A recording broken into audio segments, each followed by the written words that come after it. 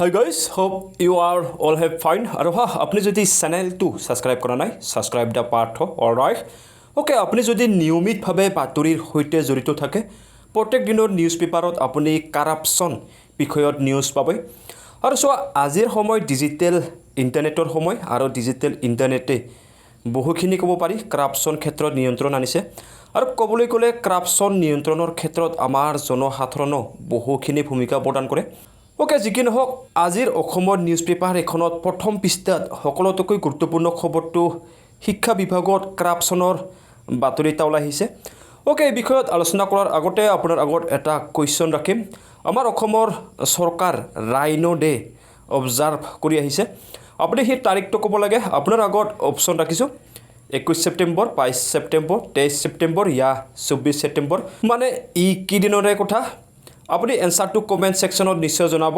Okay, শিক্ষা বিভাগত যি এটা ডাঙৰ কেলেংকাৰী ওলাই আহিছে, প্ৰশ্ন এইটো নুঠাব যে শিক্ষা বিভাগৰ কোনবোৰ ডিপাৰ্টমেণ্ট এই কেলেংকাৰীত জড়িত হৈ আছে। এই ক্ষেত্ৰত এতিয়া ইনভেষ্টিগেশ্যন নিশ্চয় চলিব। কি ঠিক আপোনাৰ স্কুলৰ প্ৰধান শিক্ষকো এই ক্ষেত্ৰত জড়িত হৈ থাকিব পাৰে। Nothing is impossible. ওকে, মই আপোনাৰ আগত লেকচাৰ মাৰি আছোঁ, বাট কেলেংকাৰীটো কেনেকুৱা? ওকে, চোৱা, আজিৰ সময় ইণ্টাৰনেট অনলাইনৰ সময়। Digital India, digital Assam, just joking.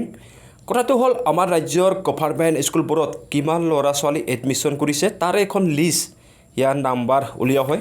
এতিয়া কথাটো হ'ল, কাগজ কলমৰ লিষ্টৰ নাম্বাৰ মতে সমগ্ৰ অসমখনত গভৰ্ণমেণ্ট স্কুলৰ ছাত্ৰ ছাত্ৰীৰ এডমিশ্যন নাম্বাৰ হয় 48,98,101 গৰাকী শিক্ষাৰ্থী।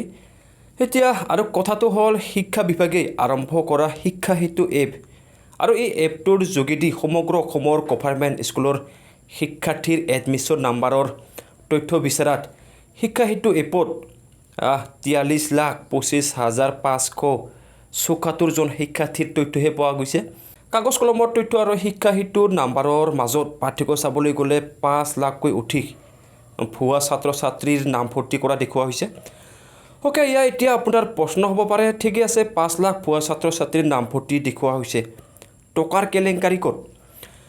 ওকে, আপুনি এই ক্ষেত্ৰত নিশ্চয় জানে, সৰ্বশিক্ষা আঁচনিৰ বাবদ প্ৰত্যেকজন ছাত্ৰ ছাত্ৰীলৈ ভোজনৰ খৰচ, ইউনিফৰ্ম, পাঠ্যপুথি প্ৰত্যেকজনৰ ভিত্তিত টকা শিক্ষা বিভাগক দিয়া হয়।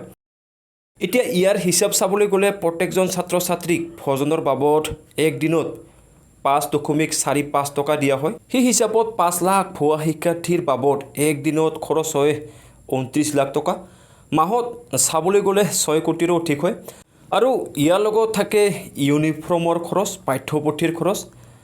চাবলৈ গ'লে বহুত ডাঙৰ এমাউণ্ট কাৰোবাৰ পকেটত সোমাই আছিল।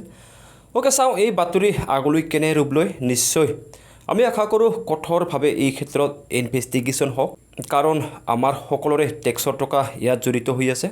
নিশ্চয় আপডেট নিউজ আহিলে মই আপোনাৰ আগত ভিডিঅ' নিশ্চয় আনিম। থেংক ইউ ফৰ ৱাচিং। Have a good day.